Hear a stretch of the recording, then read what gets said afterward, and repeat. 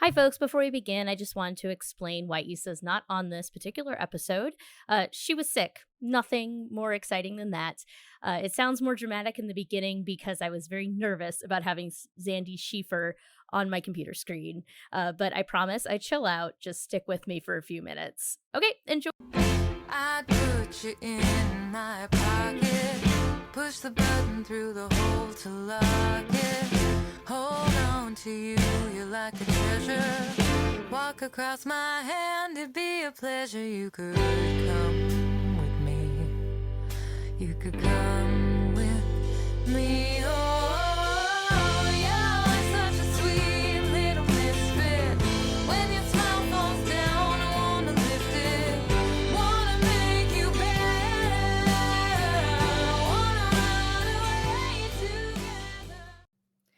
Okay, hello and welcome to D-Listers of History, the podcast about interesting people you probably didn't learn about in school. My name is Fega, and I am your slightly annoyed history person. Unfortunately, Issa's not here, but we have a guest today. Hello. Xandy. Hi. My name's Xandy, and I'm so excited to be here. I heard we're talking something lighthouse related, so Yes. I was just pumped to get here. Yeah, I'm so excited. So I wrote like an adaptation intro from what you wrote on your website. I don't know if you remember what you wrote on your website. Whenever I'm reminded, I'm like, wait, I wrote that? So our guest today is Xandy Schiefer. Xandy is a podcaster and Twitch streamer, hosting the podcast Beach Too Sandy, Water Too Wet with his sister, and doing whatever one does on Twitch. I don't watch Twitch. His website suggests that involves hedgehog facts. So yes, I might be missing out on something. And you're a lighthouse enthusiast, which is why I invited you, because now I know more about lighthouses, but when I started this, I didn't know very much about lighthouses. Honestly, before I was an enthusiast, which started not too long ago, I knew nothing about lighthouses, and that was kind of the fun of it, just a thing that you know of, and then you realize there's a deeper history there. So yeah, so we're doing Augustin Fresnel, and I quickly Googled and was like, I wonder if there's any Fresnel lenses near me that I could go see. And like, I have time. It's the end of July. I'm in tourism. Like, it's not happening. But I realized I had seen one of these. I had seen like the first one in the United States years ago on tour, and I didn't know what I was looking at. I was on like the worst tour of my life with these like French kids. And for some reason, like it was the company had sent us to they sent us Red Bank, that's not what they call it, Sandy Hook. But like the beach was closed for the season. So it was like, why we toured the light, right? So, and they were like, just have them play like soccer on the beach. I'm like, we could do so many other things. We were right next to New York, but we went and looked at the lighthouse because that was the only thing there was to do. And I was like, oh, this is mildly interesting. And now it just sort of reminded me that I had seen this. So I guess I have seen one. So I didn't realize when I started researching this, I thought it would be sort of interesting scientifically. I didn't realize how much drama would be involved. I'm gonna be honest, I don't know any of the drama. There's so much drama. And I know, I saw the subject of today, and I purposefully kept myself in the dark. I saw that there was a mention of drama, and I'm like, ooh, I can't wait to find out. And I really want to look up stuff, but I'm like, I'd rather like learn it from you and kind of experience it for the first time here. So I might not be too helpful knowledge wise about that, but I'm excited to learn. Yeah, absolutely. So he's from France, so I'm going to try my best with all of this. I have a confession of sorts. My first ever lighthouse related content I posted on the internet, I didn't realize it was named after a person. I was like, oh, this lens, okay. And I think I said Fresnel or something. Oh yeah, no, I did that on a TikTok. Yeah, exactly. Mine was on a TikTok, and the first comment I get is I pronounced it wrong, and I remember that sitting with me for probably months, where I just kept being reminded of the fact. I'm like, oh no, I can't believe I did that, which is silly, but yeah. So I've learned that lesson at least. I've only found out because my very dear friend, who's actually Issa's partner, is a theater guy. So he was like It's Fresnel. Yeah. Like, Yeah. oh, Yeah. okay. Whoops. Cool. French people. Okay, so he was born in Normandy on the 10th of May in 1788. And he was the second of 4 sons of the architect Jacques Fresnel and Augustin Fresnel. He was homeschooled for a long time by his mom, and she thought that he was not academically gifted, I think would be the polite way to put it. There's a perhaps apocryphal story that he wasn't able to read until the age of 8. Oh, wow. Yeah. But the kids in the town, they thought he was a genius because he was the one who could figure out like how to make bows and arrows out of like just sticks around, and like he would set up battlements for their war games and stuff. Yeah. So definitely a visual learner. But so his family were part of a heretical Roman Catholic sect called the Janus. And I think that's how you say it. Usually I do quite a bit of research on these weird heretical sects that come up every once in a while. And I didn't this time. I just looked at the Wikipedia page. So if anybody's listening and they know more than me, feel free to let me know. But they're kind of Calvinists. Like they look to God's grace being the most important thing over free will, which was very much in opposition to Catholic doctrine at the time, especially because they were like in competition with Calvinism and Lutheranism that very much put that to the fore. So the Catholics were like really going hard on the like, no, free will. We got free will, man. Meanwhile, the Janus are over here saying only a certain number of people can get into heaven. So sorry. Strict club up there, you know. Yeah. Yeah. And so that's what he grew up in.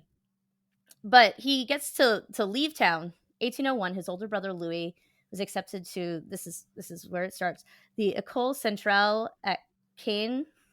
Beautiful. Perfect. If you ask me. Should you ask me? Probably German, not. But... I took German where you pronounce all the letters. Yes, exactly. French is like, just pronounce like a third of them. So his brother was accepted to this school, and Louis and Augustin was sent along as like a buddy. Like he wasn't actually like sent because they thought he would do well at the school. They were just like, just keep your brother company. It's like daycare, you know. It's like kind of like, no, basically, just get out of here. Yeah. It's like, stop playing war games in the backyard, please. But then he went and he thrived academically, and he ended up graduating, I think 17th in his class or something. And he was accepted to the prestigious École Polytech in 1804, which, like, what a 3 years. Yeah. Like, you go from your mom being like, you're kind of stupid. Like, you need a change of scenery, you know, just a nice new spot, and then you can flourish. Yeah, and he was always kind of like a sickly kid, apparently. This is going to follow him. He was kind of like small, and it's that sort of like that Victorian ideal of like the tortured artist who's also like very pale and thin and has tuberculosis. Wow, I've perfect image. Yes, yep, makes sense. They were really into the tuberculosis look. Like people would put on makeup. Jesus. To look like they had tuberculosis. Wow. It was, humans are weird. Humans are weird. I don't, wow. Like just that was the style of the time. Okay. Yeah. Like sickly, pale. So he graduated from the École Polytechnique in 1806, and then went on to attend the, I'm just going to say this in English, National School of Bridges and Roads. Oh, that is specific. I like it. I know, right? I feel that's something that I feel like we're missing so much of, at least in the United States. I'm like, the trades and things like that. Like that is so niche, but so important and useful. Wow. Also here in Philly, I'm feeling bridges and roads because actually just before you came on, my wife and I were talking about how yet another piece of our infrastructure has caught on fire and collapsed. Not quite as bad as I-95. I didn't hear about that until after our Philly show that we just had. Well, it's a bridge that no one cares about anymore. Oh, is that why? Okay, because Yeah, it's up in the Northeast. No one cares. I got to DC and a friend of mine was like, "Oh, did you cross over that new bridge?" And I was like, "What bridge? I don't know anything." And I looked it up and I was like, "It was a month ago that a bridge collapsed," and that was Oh, crazy. this is a different bridge. Oh, but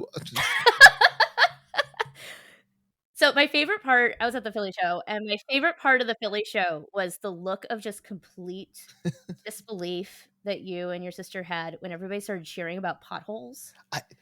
I have been talking about this since the show because I and the Philly crowd especially was just so hyped about every little thing, and it made it so much fun and so special. And that potholes moment, like I've told pretty much everyone. Everyone's like, "Oh, how was Philly?" I was like, "Man, let me tell you this one moment." And talk about how I just said, "Man, the potholes there," and everyone's like, "Yeah!" Like freaking out, like they're so Terrible excited. roads. So hey, you gotta I don't know, I respect it, you gotta be able to recognize the flaws in your own city. And yeah. And roads are them. I mean, so we had I-95 collapse a month ago. Mhm. The Tacony Palmyra Bridge caught on fire like 2 days ago. Jeez. And a mile north of where I'm sitting, there is a sinkhole that nobody cares about. Like in the Inquirer article, the neighbors were like, "Yeah, we reported that to the streets department like a month ago, and nobody's come Oh out." my gosh. Because we had all these creeks, and when William Penn and all them like laid down the grid system, they didn't take into account the actual like land Uh-huh. it was going to be on, and they decided that instead of having streets that aren't straight, we should bury creeks underground. And they did it with wood pipes, Oh. which was the best way to do it at the time. And Yeah. it's been a few years since Just a that few, happened. I assume. So that's Philly. I like to say on my if my bus like hits something when I'm on double decker buses sometimes. And so when you hit something, it's like you really like kind of Oh my go. god, yeah. And my favorite thing to say when that happens is, in London, they drive on the left. Here in Philly, we drive on the road that's left. And I laugh, and the That's driver laughs, and everybody else stares at me. that is hilarious. I love that. I mean, I hate that for you, like, especially up there. I mean, my gosh. Like, It's just part of the vibe now. I'd be afraid of, like, flying off the side. I don't think that's how physics works necessarily, but in my head, that's how it does. Our drivers are pretty good at not hitting that pothole. It's just Good, we have new people. They don't Yeah. know about it. And it's like, whoa. So Augustin, he goes to learn about bridges and roads. We should hire him. He goes on to be employed with the Corps of Bridges and Roads. It makes sense. Very structured, I have a theory. Because this book, I was so annoyed that they wrote everything in French. And I feel like usually when I'm reading about, like, I did an episode on Minocchio, who's Italian. And I feel like most things that weren't like proper nouns, that weren't like the name of a town, they translated into English for the English translation. But this book was like, no, here's all the French. And I think it's maybe because the names of these things are so utilitarian. Mm-hmm. So like in French, it sounds like, oh, the École Nationale de Pont de Chaussée or whatever. So I don't know if that's what the author is trying to get at. Like, French is fancy. So he was given a job connecting a new town / military base to a town that was a real town. There was Napoleon was in power at this time. And he was born 1 year before the French Revolution. Wow. So his whole, politically, his whole life was just chaos. So Napoleon decided to found a town in this area that had tried to rebel. And Napoleon, being Napoleon, named the town Napoleon-sur-Yonne. Yonne is the name of the river. So that's Napoleon. And Augustin hated his job with a passion. He wrote this quote that in a letter home that as someone who has to manage other people, I feel in my soul. He said, "I find nothing more tiresome than having to manage other men, and I admit that I have no idea what I'm doing." Oh boy. Yeah.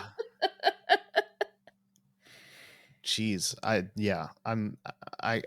managing. I recently had a long discussion about this with my my girlfriend, who is in a more corporate career than me as a podcaster.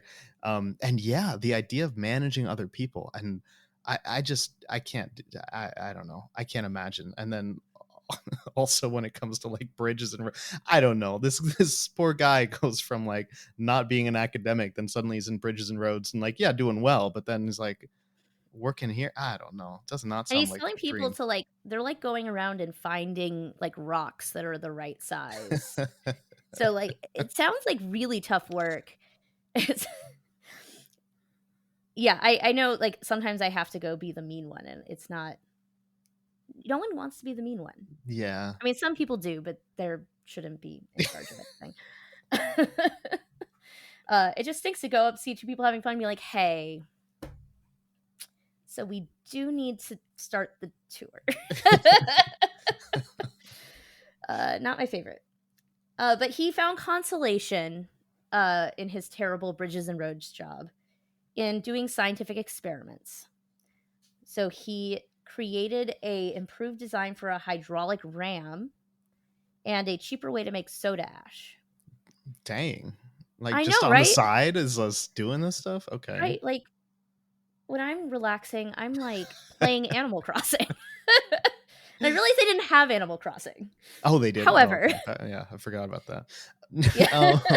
But no, yeah, it makes me wonder if I didn't have all of the distractions I have, which are also just video games, really, would I actually be more productive, or would I just be a miserable mess? I don't know. I know I wouldn't, because I went through lockdown. And I Okay. mostly just stare at a wall. Yep. Fair. I was like, there's not a lot of tourism happening during the Yeah. global pandemic. It's actually when I first learned about lighthouses. I did some content writing for like 5 minutes for my unemployment Oh. went in. And I did travel writing about places I'd never been, which was weird. Yeah, so he did all this stuff and nobody cared. He like wrote papers and sent the information to relevant people, and nobody paid any attention to it. So he moved on to being interested in the nature of light. Mm. And I hadn't known this because I'm not a science historian, but even this late, they still didn't understand that light was in waves. Wow. Yeah. I Yes. mean, I still don't I mean, I know I mean, that, I don't understand but I how it don't works. understand it either. I've got Yeah. so Like, I don't know how it works, but I know it's a wave, whatever that means. I just take that for granted. I don't know. I'm like, yeah, sure.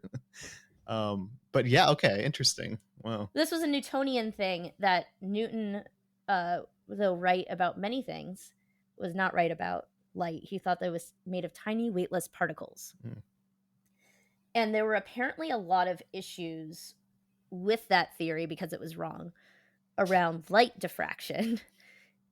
And I wrote, I don't think I actually want to read this. I wrote down, like, it's at the bottom of page 29 because I think I was like, this is complicated. I can't read. Let's see here. Oh, by the strange trick of light, a shadow produced by a knife, razor, or other thin edge was inexplicably fringed, with bands of light and darkness alternating in patterns that varied with the object. So this is the stuff that Fresnel was like, I hate my job. So I'm going to figure out why a reflection of a knife is weird. Crazy. Crazy. I'm reading this and it's like, it's presented in the book like, you know, like we all know. Yeah. I'm like, I have never looked that closely at a shadow in my life. Yeah, I'm like, what does that even mean? Yeah. Yeah, there was more. I just read the first observant, sentence. so. Oh gosh, I bet. There's a whole section of this book that is just, I read it. It's gone. Okay, I'm just impressed you read it and made it through.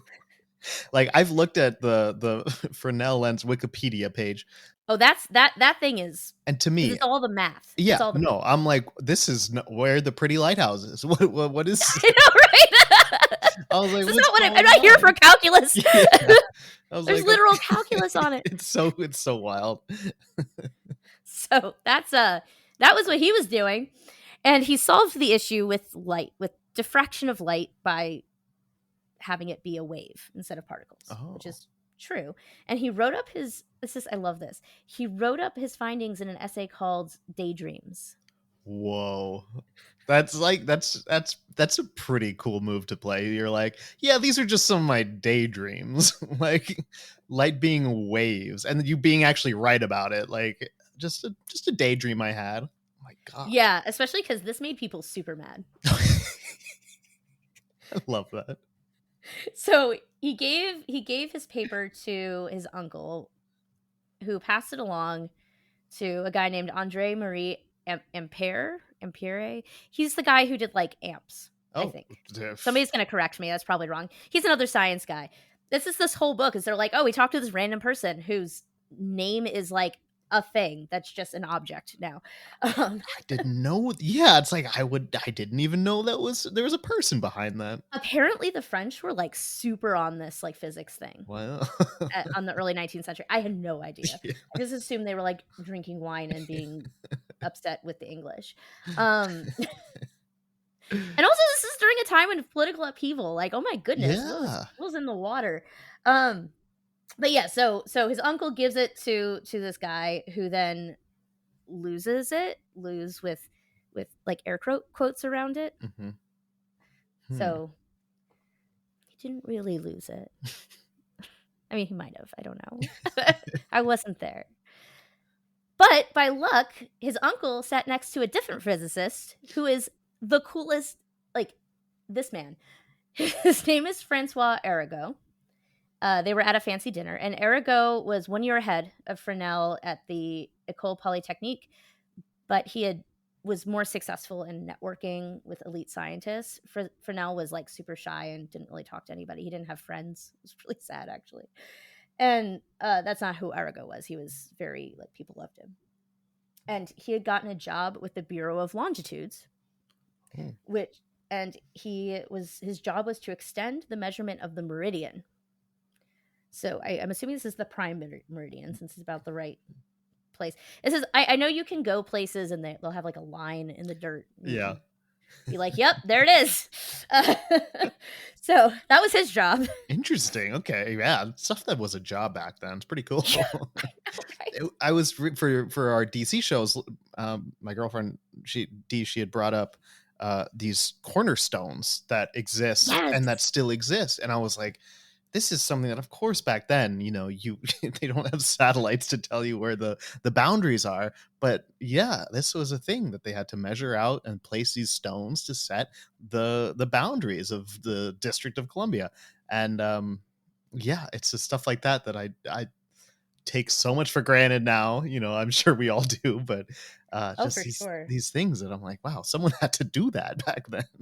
Yeah, I used to work in DC. I remember those. We have some like them too on there's a road called Lancaster Ave, and every like mile or two there's a rock that a few of them people have put little like protector things around it. Yeah.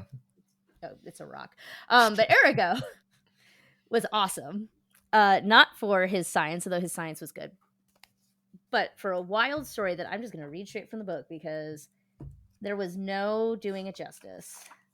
This is a true story of a thing that actually happened. When I read it in the book, I actually dog-eared it because I wanted to make sure when I did my notes, I didn't forget to include this. So he's out extending the measurement of the prime meridian, and he's in Spain. And Spain and France, I guess, are at war or something. So how they would do it is there'd be two guys. One guy would be like on one hill, and the other guy would be on the other hill, and they like flash lights at each other, and somehow that tells them where things are.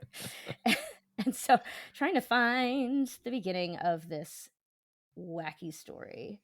Okay, right. So his buddy went home, and Arago wanted to stay for a few final tests. So while that happened, Napoleon's forces invaded Spain, and the Spanish decided that the lights that Arago were flashing were like suspicious. Uh-oh. And so they threw him in jail. He escaped twice, only to have the ship he was on captured by pirates. As it approached the French coast, he ended up in North Africa, where he walked through the desert disguised as an Arab and became a slave of the Dey d'Algiers. What? Yeah! and by this point, the Bureau de Longitudes, whatever, the longitude people are like, this guy's dead. Like, we don't know where he is. He's dead. And I don't think this was on their list of possibilities of where he might be. It's like 1790 something, dude's dead. Yeah. Or 1808, whatever. But then he comes back.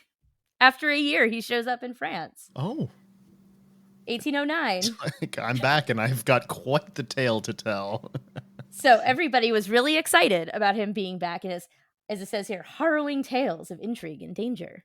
I mean, that's wild, yeah. So, because of his fame, he was actually put on the Académie des Sciences. I assume it's the Academy of Sciences. Much earlier. Like, usually that's something that would happen later in your career, but there was an opening, and people were like, we should get the guy who was a slave to somebody in Algiers and walked through a desert by himself. He's lived a full life already. Let's let him do this.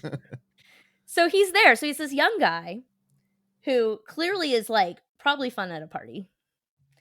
And he is here for causing some science drama. Ooh. So he's absolutely on top of like, yes, I will read this daydream essay, and we're gonna do it. So there was another guy on the Academy called Pierre Simon Laplace, and his official biographer wrote about him. This is a quote: "Not a single testimonial bespeaking congeniality survives." Oh no. Oh no. So a delight. Yes. Not fun to have at a party. Not fun, exactly. But he was also the most powerful man in French science at the time. He was closely tied with Napoleon. And he was a big proponent of Newtonian physics, including particle light theory. And Arago did not like Laplace. First of all, because he sounds like he was a jerk. But I love the reason why Arago didn't like him initially. So Arago was invited to Laplace's house just because, I don't know, fancy people in France invited each other to each other's houses for things. Yeah. And it was a time. And so he goes, and he's like a little, as I understand it, he was a little bit like excited to meet this famous scientist. And he's so disappointed because he overheard Laplace's wife asking for the key to access the sugar. And Arago was like, "You're keeping the sugar locked up from your wife? What is wrong with you?" And from that moment on, he was like, "I'm done with you. I hate you. I'm going to take you down." Wow. I don't know what that means, but I mean, I nowadays, if someone did that, I'd be like, yeah, that's pretty, like, don't. You can curse, it's fine. That's pretty fucked up. Don't hide like sugar from your partner. What do you do? But it was the same. It was just I'm that kind pretty of confident idea. saying Okay. it's the same, especially for sugar, because that was like women's work. So like I don't know about in France, but in the United States, generally the cooking's things, but also not just like where they are, but like what we need to buy more, like the inventory of the cooking things would have absolutely been the purview of the wife. So he's just being overbearing. And Arago was not here for it. Arago does not like him. And Laplace does not like him because he's young and whatever. So he tries to prevent Arago's placement on the Academy of Sciences. And so Arago is just like, I was done with you before, and then you tried to keep me from getting this job. So we're like double done. When the Fresnel's uncle told Arago about the wave light theory, he was like, "Let's go." Yeah. I know someone who will hate this, so I'm in. Yeah, he was one of those people that I think that you would find who like goes to Reddit just to argue with people. Yeah. Oh God. The worst kind of person. Oh. And like they're right. Yeah. So you just can't fight each other. Like, you're right, but you're a jerk. You're so annoying about it. politics have got a lot going on too, like actual politics. So he was born in the early days of the French Revolution and lived most of his adulthood under Napoleonic rule. In 1814, Napoleon fell from power and was replaced by Louis I have to count my Roman numerals. 5, 6, 7, 8. 18th. Louis the 18th. But in 1815, 1815, Napoleon escaped from the Isle of Elba, intending to retake power, which he did, and as we know, did not go well in the long run. And so Napoleon had started in the south and was marching north, I guess. And Fresnel left his post building roads or whatever it was he was doing to go fight with the king's forces. Oh, well. And so when the king's forces did not win, he was not treated particularly well. And he was suspended and sent home, which was honestly great for him because he hated his job. So now he could just be at home and study optics. So he was pretty happy. Science experiments. Heck yeah. The dream. Yeah. So Waterloo happens. Napoleon's done. King's back in charge. And now Fresnel is a hero. Nice. He gets his job back. And his boss, bless him, apparently the bureaucracy was going to put Fresnel back where he was. And the boss was like, hey, so those people hate him because he was loyal to the king. So maybe it wouldn't be like a reward to send him back there. It'll be a little awkward, you know? Yeah. Well, Fresnel doesn't want to go back to work. He asked for a leave of absence because of his poor health and continues doing his science experiments. So he's experimenting with light waves, and he wrote a paper and sent it to the Academy. And helpfully, Arago was selected to be the one to review the paper. Fresnel thought he was on the verge of a great discovery, so he didn't want to leave his work. So he asked his supervisor for more leave. And this is so great. So a supervisor wasn't really that excited to have Fresnel take more leave. You know, it's like, we hired you to build roads, not play with lights.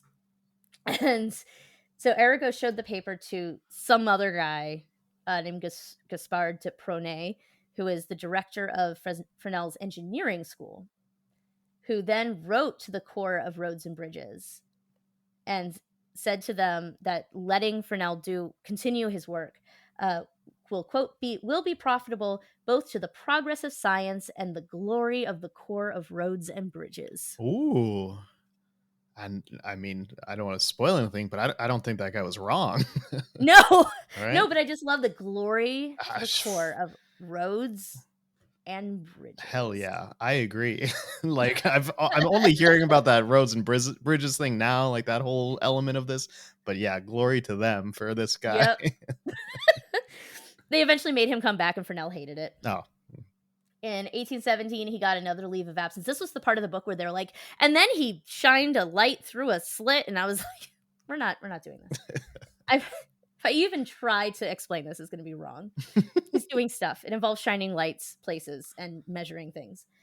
In 1817, he got another leave of absence, which he used then to win the Academy's grand prize in its annual competition. So this is like a really big deal, especially because the topic of the competition was diffraction, which was this thing that was apparently this big mystery in the science community at the time that caused issues in the theory around particle theory. And the way the prompt was worded clearly was favoring particle theory. Like the way it was worded, it was like, we're expecting a bunch of papers about particle theory. And he was the only one that sent something supporting wave theory. So it's impressive that he won. And because supporters of particle theory went hard trying to disprove his research. Wow. To the extent where they were whatabouting it, basically. Well, what if you shine a light through a bullseye prism? And so luckily, I believe it was Arago, someone else on the Academy was like, let's just do it. And they set it up, and Fresnel was right. When you're right, you're right. That's the good thing. He had, I don't know, accuracy on his side. No matter what, they're like, yeah, well, helps. At the end of the day, who knows? Listen, we're living through a time of Truth is not always the fact. It's true. I don't know. As if I know anything about light, let alone about, I don't know, anything science related and what's actually right. That's what I love about doing this is like I'll get halfway through my research. I'll be like, "You idiots! It's wave theory." Like I know. And It's like when you watch Great British Bake Off. oh gosh, yeah. It's like, don't put the frosting in the fridge. What are you Like, thinking? who does that? Like, I've never used frosting, but I would never do that if I had. So he wins the prize, which is like a huge deal. In theory, it means he shouldn't have to go back to doing bridges and roads, which is not what happened. But for a little while, he escaped his bridges and roads. So this is where we're going to pause, because this is where Fresnel is going to make his big, contribution to the world, to 1811, because Napoleon. We tend to hear bad things about Napoleon because he lost. And I'll be honest, I don't know very much about Napoleon. I know he wasn't actually that short. I was about to say that's the only thing I know, is that it turns out he's not that short, and that was just a whole thing to, That was like English propaganda. Yeah. Which made me really sad, because I'm 5'2", and as a young person in high school, I used to say I was going to, take over the world like Napoleon, because we were both short. So that's how turns that works. out. No. That's okay. I don't want responsibility for the world. I have enough issues. Got enough stuff I'm responsible for. I don't need to add to it. So 1811, Napoleon understands the importance of engineering in the matters of lighthouses, which seems obvious today, but was not obvious to a lot of people. And so he took the lighthouse responsibilities away from the Navy and gave it to a new commission of lighthouses, which was made up of like engineers and scientists and things like that. Unfortunately, they didn't actually start working until after Napoleon was deposed, but they did eventually, get together and do their job. And the big issue was that providing enough light for a lighthouse to be effective in that time was a huge unsolved problem. So the flames required to be able to be seen from sea required massive size and or resources. Mm-hmm. Before lighthouses, I guess they would just like light very big bonfires. Just keep throwing wood on it. And so once they had the smokeless lamps, it helped somewhat, but they still had to figure out like, how do you make this bright enough that people can see it? So that was 1780. They developed the smokeless lamp. And somebody figured out, well, if we put a mirror behind it, it helps at least like direct the light in one direction. And somebody else who clearly understands math said, oh, but it's more efficient if we make it a parabola. So they made these parabolic reflectors. And it was better than what they had before, but they still lost a lot of light in the reflection process, which was another thing I had no idea. Apparently, you lose light when it hits a mirror. Lose light. Yeah, I guess. Yeah. I guess it makes sense. Yeah, so they would just like stack up like 15 reflectors and just like, when I saw pictures, I think I've seen pictures of these before, where it's just this huge thing that's just like spinning around.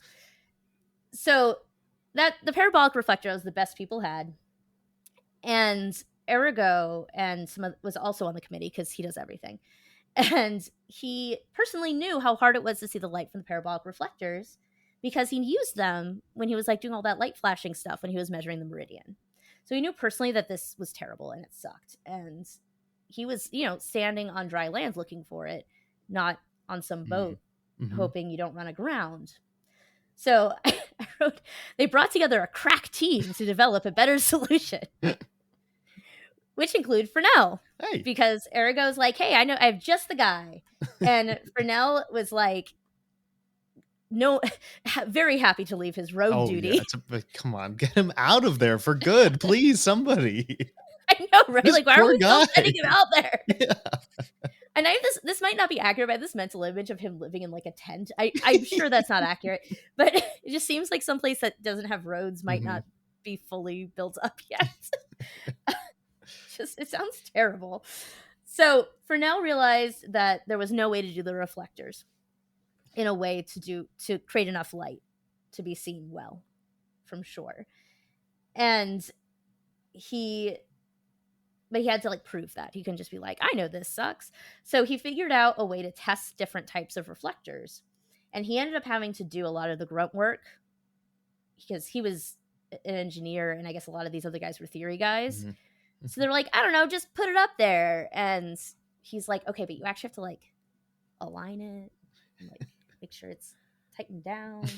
So he was doing all that. So he knew how finicky they were as a result of like what the lighthouse keepers were dealing with these reflectors. And so they tested them and they're like, yep, this sucks. And he thought a better solution would be a lens. But mathematically, the size of lens you would need, the size and thickness, would be astronomical and wouldn't fit in a building. And so he tried all these little tricks to get around it. My personal favorite was he put 2 convex pieces of glass together and filled it with wine. Oh. I don't know why. Yeah, I don't know what wine does to light, but I love that he tried it. I hope he drank half the bottle and was like, okay, now I've got an idea. Well, I think this is still before germ theory. So probably they were like, well, that didn't work. Let's go. Let's have a good night. Because they didn't know that was super gross. Yeah. It's alcohol. It probably fine. So he figured out a way to get past it. And let's see. I usually don't have quite so many things in the books because I have a habit of forgetting to bring them over. Fresnel then thought of a way to create a giant lens without all the bulk in the middle. Construct it in steps.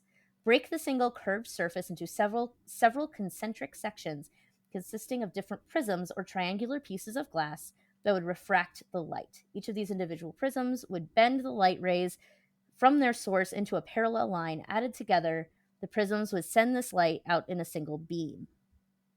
So basically, lots of little lenses make a big lens.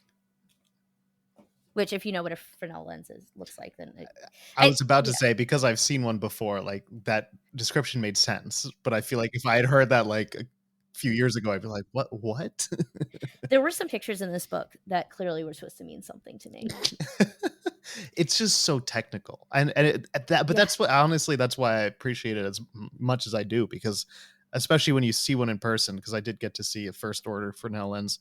Those things are huge. Those things are impressive. So big. It's like the fact that someone could create it and like you just get it so technically precise that it works so well. I don't know. I don't get it. And that was actually a huge issue.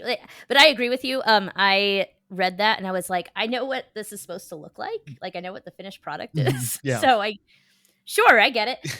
So, but he had to develop a prototype, which is where they start running into a lot of the issues of what you're talking about, of like they're huge and you have to have everything really precisely correct or it doesn't work.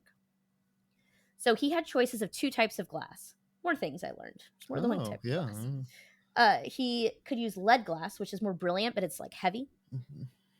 Also has lead in it. They didn't know at the time that was a problem, but it was a real thing. Like, people thought that the Benjamin Franklin invented a musical instrument called the glass harmonica that had these like glass bowls that you would play, kind of like how you like if you have a wet finger around the rim of a glass. Yeah.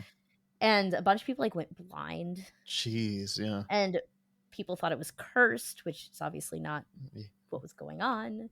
I mean, I don't know, but well, yeah, you never know. No. Demons in your blood, whatever.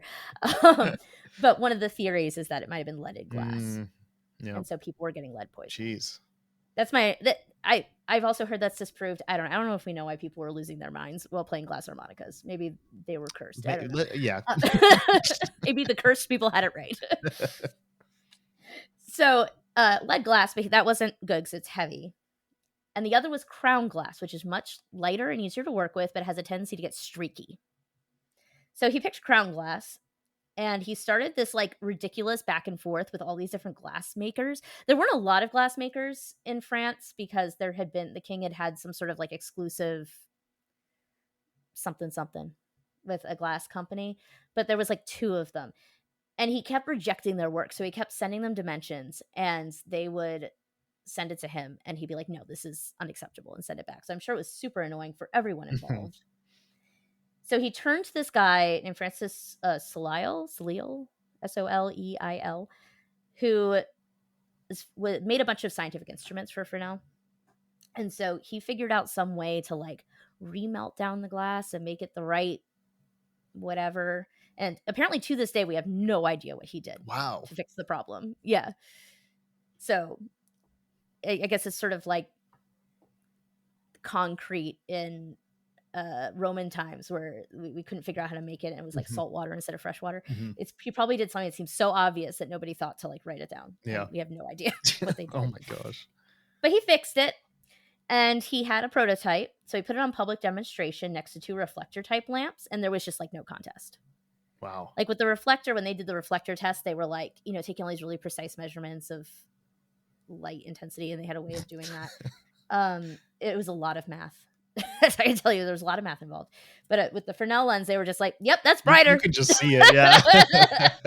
I believe it. And so, like, they were really excited about this, and so it's decided that he would make a lens, and it would be placed in the lighthouse, Corouan, Corouan. That, but French, because that was always considered, I guess, the most advanced and important lighthouse in France. So I guess whenever there was new tech, that's where it would go first. So it was a huge success. He made the thing. It was a whole lot of struggle to make this lens, but he did it. It was a huge success, and he gets a seat on the Academy in 1823. Heck yeah. So France says we've got this figured out. We are going full bore with this. So they decided they were going to mark their entire coastline with Fresnel lenses. And Fresnel worked on improving the design and then developed the 3 orders: the first order, second order, and third order lenses. And it shows how confident he was in his math, correctly so, that he just was like, yep, this first order, that is as big as we're ever going to get. Wow. We're not going to get bigger. And people have tried to make it bigger, and it doesn't work. Yeah. That's it. He was right. And I bet, wow, that's cool. I will never understand the math that goes into that, but I'm extremely impressed that he just can know that. Yeah. Yeah. So for people at home, first order lenses are the very big ones. Second order is like smaller, and third order is like your cute little harbor lenses.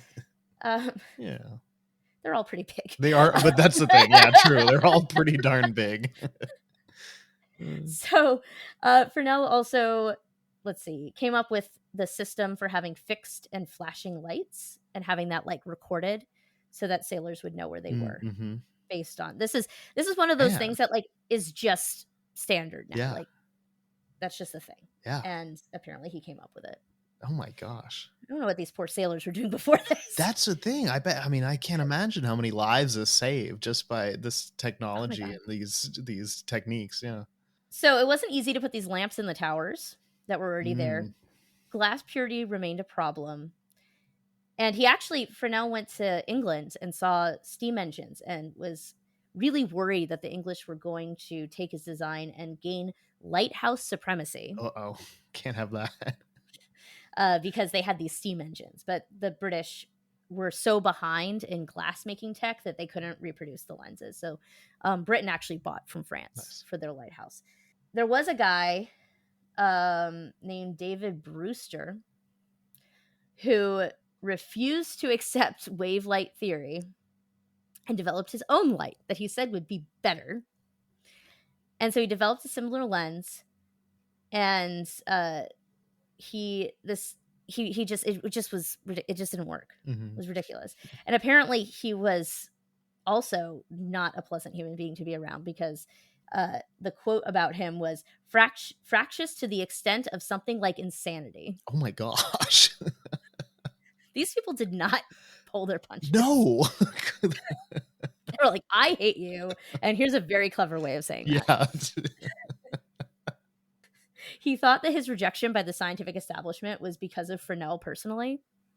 Oh, not because his lens sucked. His lens sucks. Also, like, I'm just imagining Fresnel being like, who are you? Yeah. Oh, yeah. Sorry, what? So his lens was terrible, and the British, this is how bad, because like the English and the French hate each other. In spite of this, they were like, this Brewster lens is not going to do it. And they would buy from the French instead of using his inferior lens. At this point, Fresnel's health took a turn for the worse. And once his success became clear, he like got really into like near the end of his life, he was like frenetically writing papers. Like he was like trying to get it all out. He had tuberculosis, probably. I mean, it wasn't written down, but he had tuberculosis. And he had been considered a sensitive, creative soul, which in those days meant, in those days they thought that made you more susceptible to the disease. That is not how that works. But it's the Victorian era, so you know, demons in your blood. Exactly. So he kept working as long as he could, and in 1827 he dies at the age of 39. This is so sad. He died in his mother's arms. Oh my gosh, at 39? I know. Yeah, I feel so bad. That's so young. Jeez. And here's the thing. So I'm reading this book, and it's like page 93, and he dies, and I'm like, that's a big book. What? Right? I'm like, so what's happening? Yeah. What are we doing? Because the story's just getting started with his death. His brother took over. Oh no, this was so sweet. So I have a quote from him near the end of his life. His only regret was regarding the science that he hadn't been able to do. He said, quote, "I could have wished to live longer. Perhaps I might have had the happiness of finding the solution to some of these questions." These questions being, I know, right? Yeah. He just really loves science. Maybe if they didn't put him in the bridges and roads for so long. Come on. I know. It's like, let him do his science, guys. Let him spread his wings. Ugh. I guess you got to pay the bills somehow. True. Bridges and roads it is. So his younger brother took over, Lenore, and he was like the opposite of Fresnel in that Augustin was like hated managing people, was really shy, but he was really good into like math. Leonard, I'm going to say his name differently every time. I love it. One of them will be right, so I think that's a good way to do it. Eventually, you just keep throwing spaghetti at the wall. Eventually, something's going to hit. My secret is I'm never going to say his name. I'm just going to let you say it over and over again. But Leonard is Fresnel the younger. There it is. He was good at management and was gregarious, and people liked him. And the math was done. Like they didn't need anything. I was just thinking he wrote it all out. Now it's like take it and run with it. As long as you like just trust your brother, trust that he knew what he was doing, and just run with it. Yeah. And so there's a whole lot of pages about all the various improvements that were made over time, but we're not going to talk about that because we're going to go to America.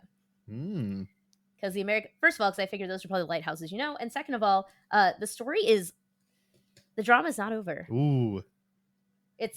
So American lighthouses sucked. Like they sucked so much that sailors would purposely ignore them because it was safer to just wing it. Wow. Than to try to see the light. Wow. Yeah. And so they sucked so much because of this guy named Stephen. I should be able to say this man's name. It is an English name. Stephen Pleasanton. And so Stephen Pleasanton was a thoughtful, sober man. That's what the book said. And he has one cool thing to his name. So I just want to give the shout out to the cool thing he did before I completely eviscerate him. Okay. He is the reason we still have copies of the Declaration of Independence and like the Constitution and journals from the first Congresses and stuff. So in 1814, Canada came down and burned the Capitol, which I caused some drama on TikTok because I said accurately that they did that because we burned Toronto first. I didn't know that. Oh, I didn't know that. I did not learn that in history class. I didn't pay attention in history class, but I don't think I was taught that. Literally, if you're from Canada, the War of 1812 is like your like nationally defining war. Yeah.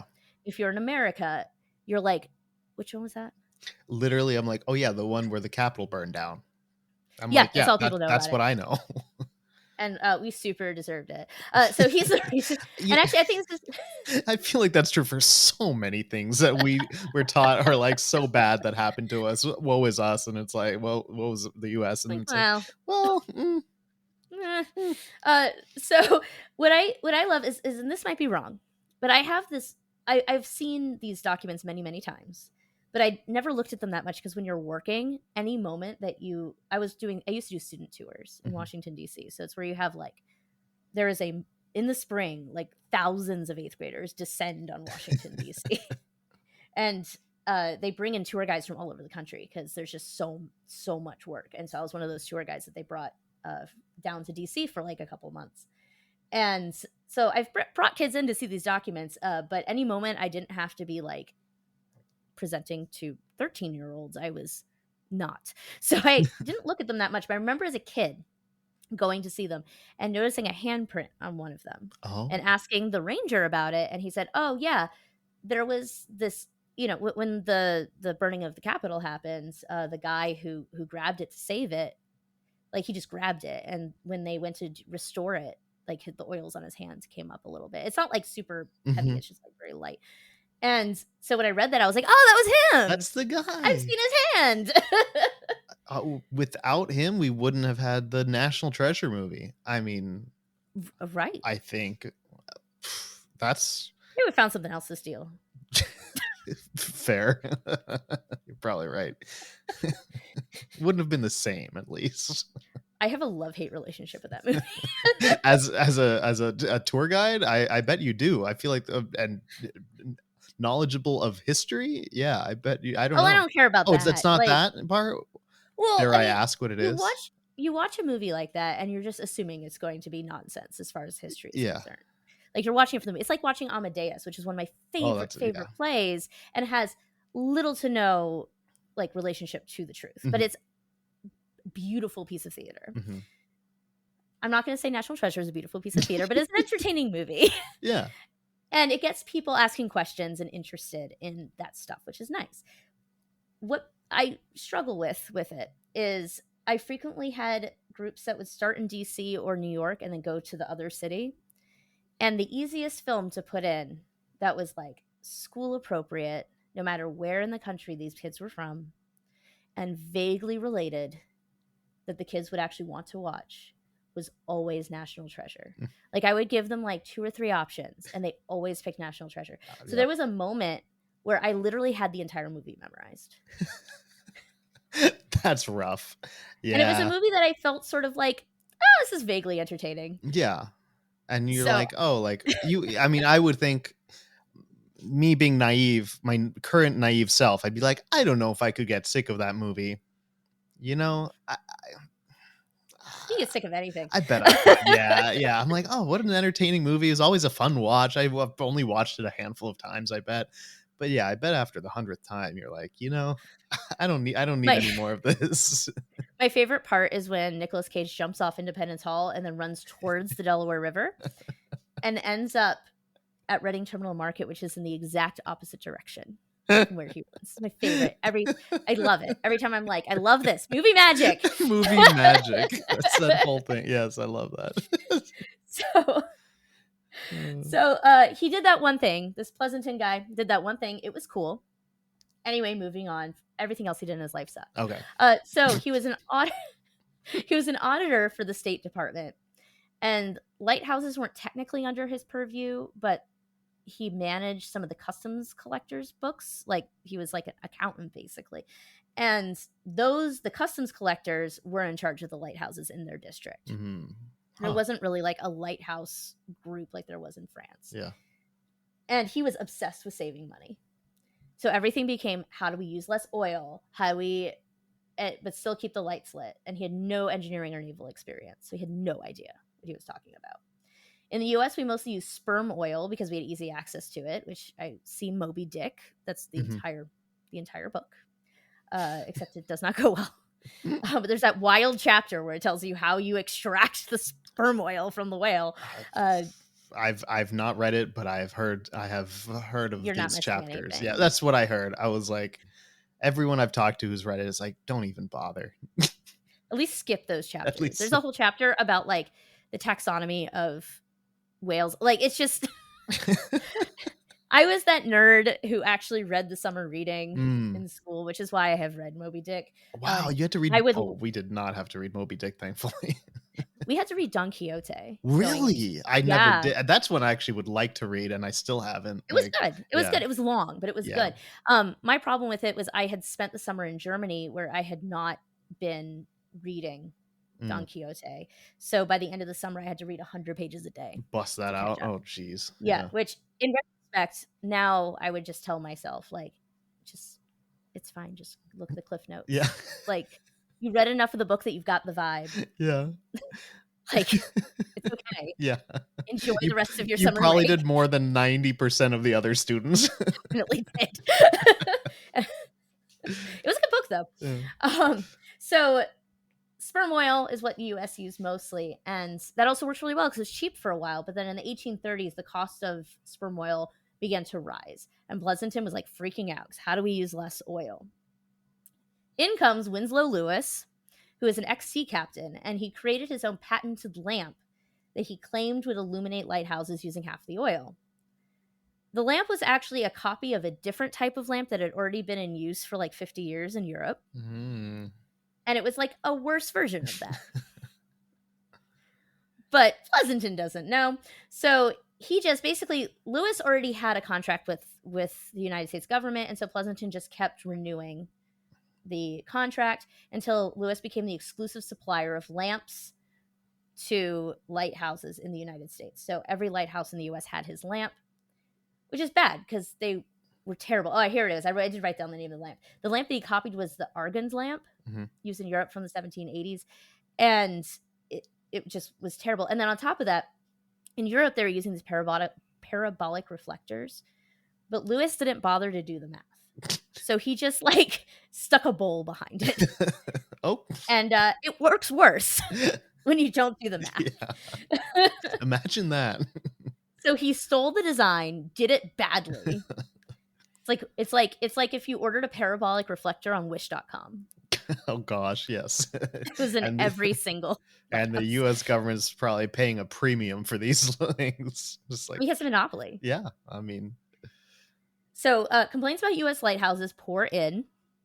And so Pleasanton looks into getting a Fresnel lens, but is just like completely blown away by the price.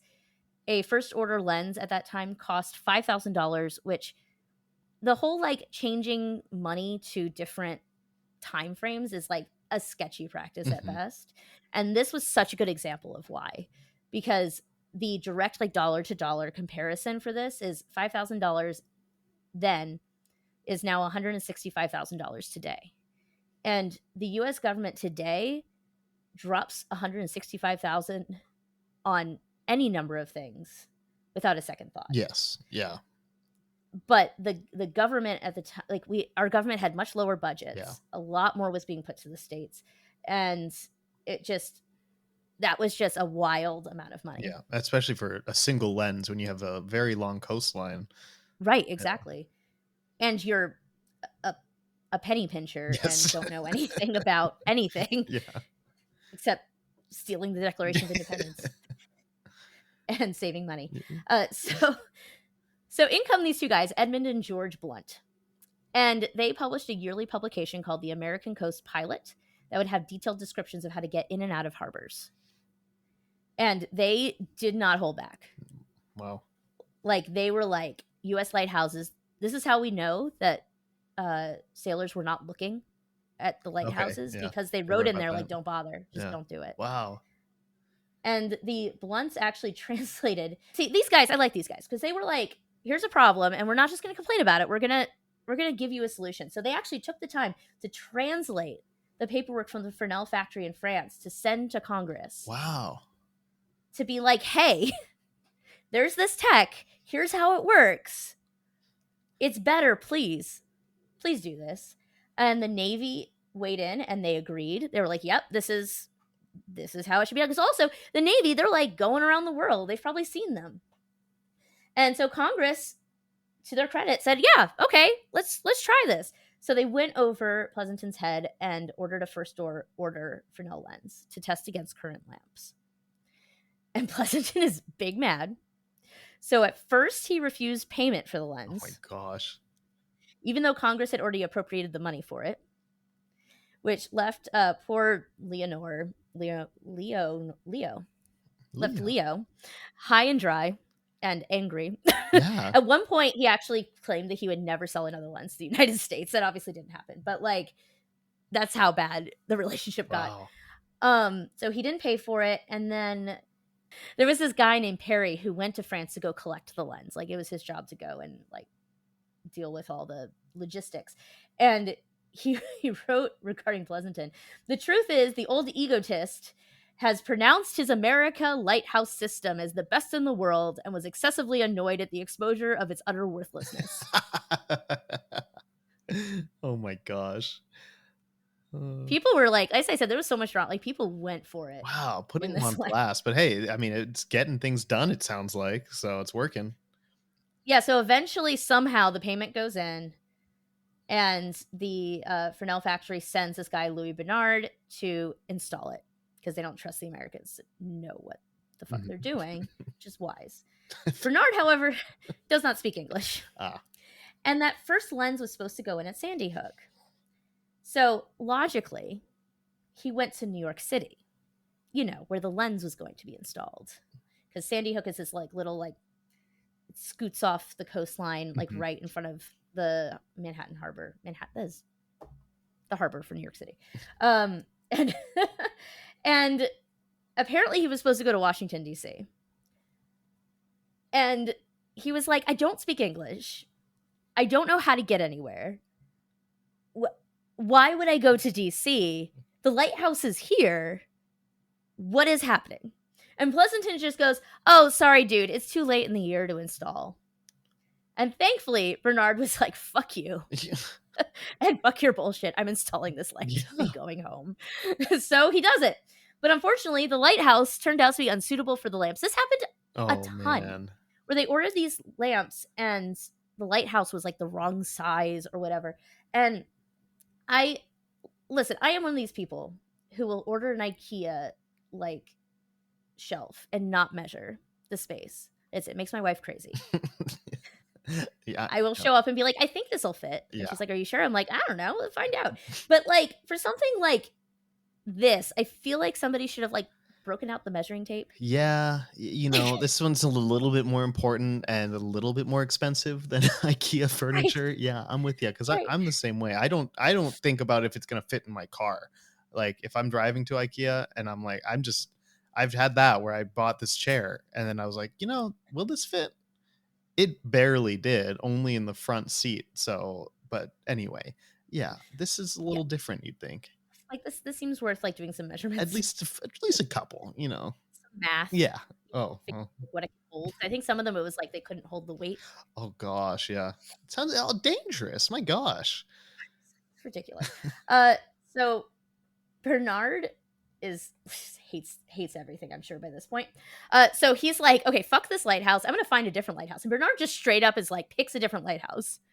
Because he's like, we're not I am so over this. I want to go back. I love this guy. I feel so bad for him. But and so he goes to this lighthouse in the Navesink Highlands, which is apparently also visible from New York Harbor. Okay.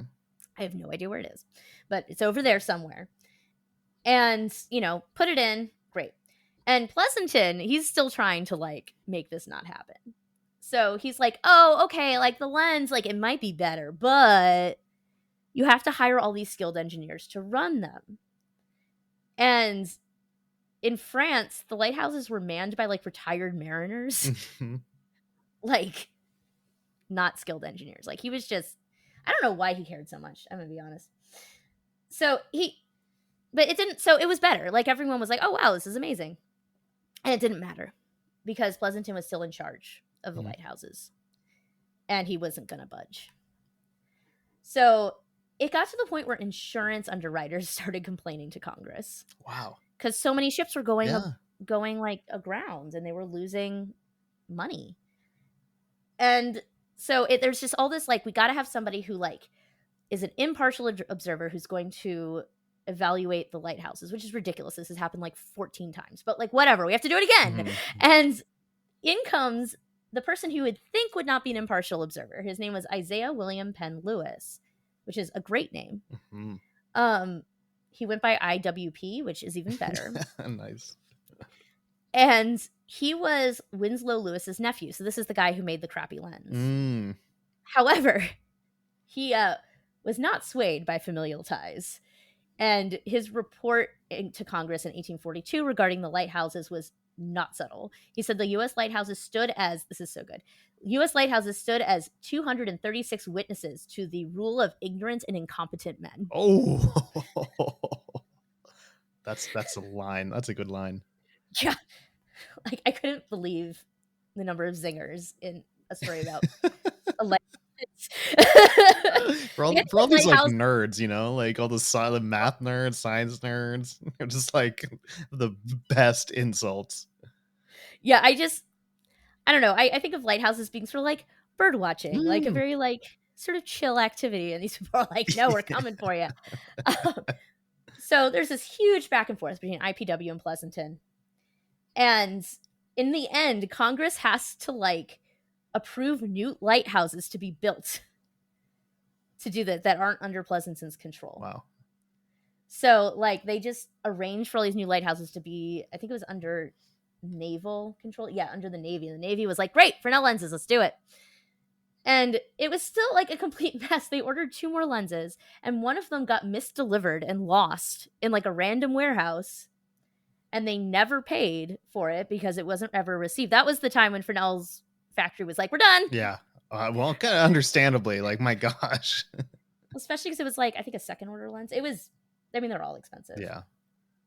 So finally, 1851, a lighthouse board is made in the United States. Oof. This is the thing Napoleon did in 1811. Wow. 40 years later. So Commodore William Bradford Shubrick was the representative from the Navy, and he pushed really hard to just be like, with this new lighthouse plan, he's like, let's just keep making new lighthouses, and that way it'll be under the Navy's jurisdiction instead of Pleasanton. And so his lighthouses can be out there sucking. We'll have other lighthouses that don't suck. And they figured out how to get lighthouses built all along the West Coast and through the American South. Well, because the East Coast had lighthouses. They just were bad. But the South had very few. And that was also a really dangerous area. Like around the Florida Keys, they didn't even have lighthouses. They would have these boats just like hanging out in the water with lights, which I don't feel like would work very well because boats move. Yeah. So I'm not sure what's being communicated with that. But that's what they were doing. And of course, the American West had just, like California, had just been part of like white colonization and so forth. So there were not lighthouses out there yet. And so they were going to do that. And so he succeeded. Like, it sounds like it after all this, he just said, let's do it. And they did it. He passes the baton to Raphael Semmes, who's from Mobile, Alabama in 1858. And I only mention this because he finished putting all these lenses in, especially in the American South. And then the American Civil War broke out. And this guy literally just turns around and starts being a blockade runner because he knows where all the lighthouses are. Wow, yeah. Yeah, because he was a Southerner, so he joined the Confederacy. So the war broke out, and all these brand new, this is so sad, all these brand new Fresnel lenses are all, like, destroyed. Oh my gosh. Because the Southern government was like, okay, we kind of know what the coastline is because we didn't have lighthouses for so long. The Northerners have no fucking clue. Yeah. Like, let's just get rid of the lenses. And so they did that. And there were different things happened with them. Some of them were just wrecked. Many of them were taken down. And the people would try to be careful, but they didn't know what they were doing. Yeah. I imagine those are hard to fix, especially like when you had them shipped from France. Like, oh my God, I didn't even want to think about how much money the government had to pay after the war to replace all these lenses. And like some of them were like ended up in weird places. A lot of them ended up in like warehouses. Like they found a warehouse in the South that was just filled with these Fresnel lenses. But some of them ended up like in bogs. Like it was just nobody knew what they were doing. It was very chaotic. And so this whole like lighthouses became a key part of the Confederacy's policy because they knew the Northern sailors just didn't know the area. And the North was trying to blockade the South. Like that was the whole strategy of the North was like, we have more stuff than the South. So if the South can't import things from Europe, they're just going to starve. And in the end, that's what happened. Like that's what won the war. was we had more stuff Yeah. up here. And this continues on. Lighthouses become important military targets during World War II. Like during World War II, like people are going around breaking Fresnel lenses and so forth. But at this point, radar is developed, and that's kind of the end of the sort of day-to-day necessity of lighthouses for a lot of shipping. And now they're just for fun for people to go and say, hey, look at that really cool lens. Yeah. And they are pretty. So that's the thing, is they're so impressive. I mean, they are mind blowing. It's I don't know the exact dimensions, but when I first saw, because I knew that they were big, and then I first saw one in person, I was like, okay, that's bigger than big. That's like huge. And to think that it was just chilling up there in a lighthouse somehow, and it makes sense when you say that some lighthouses weren't made for them, because yeah, they're so impressive. Yeah, there was all this like Pleasanton was doing. I didn't even put everything he did to try to prevent these lenses from going in. He like purposely built lighthouses that weren't big enough. Like it was just that man. For a guy who wants to save so much money, it sounds like he spends a lot of money to like.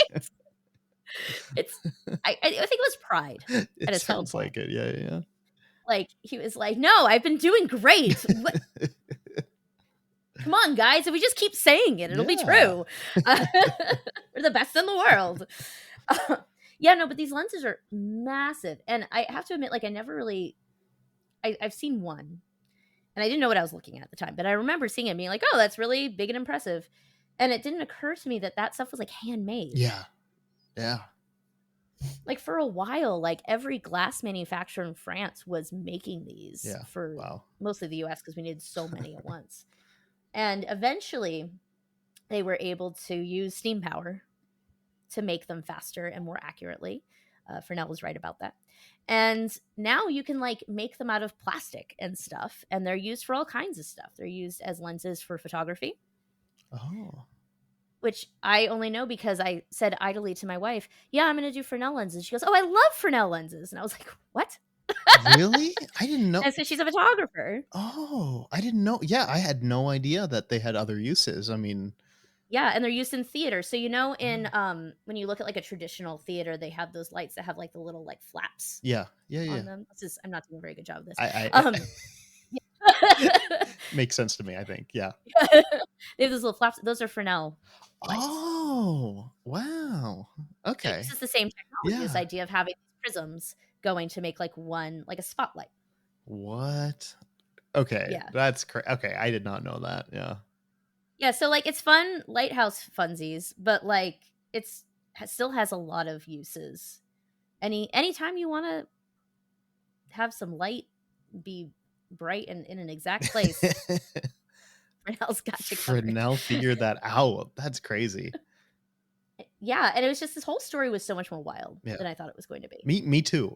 So I'm very glad I didn't come in with any knowledge, because like you mentioned about lighthouses, I mean it's just like now it's just like a fun hobby, and now they don't, I mean they some of them are somewhat used now, but they're definitely not with GPS. You don't need them. And so yeah, they're just this kind of fun thing, and like a thing I don't know, have appreciated just mainly for like its beauty and stuff. But then yeah, you learn more about the history, and you're like, oh shit, these were really important, and there's a lot of scientific breakthroughs that happened because of them. Yeah, and like military strategy, which I had never even crossed my mind. Yeah, no, me neither. And there was like a whole chapter that was all about all these like wacky things. There was this whole thing where like some of the lighthouse keepers in the South were actually loyal to the Union. Mm-hmm. And just because they were physically far away, they were able to get away with keeping their lights lit for a long time. Oh. One lady, it's great. She like put like some sort of like, I don't know if it was a cloth. She somehow blocked the light so that you couldn't see it from shore. Yeah.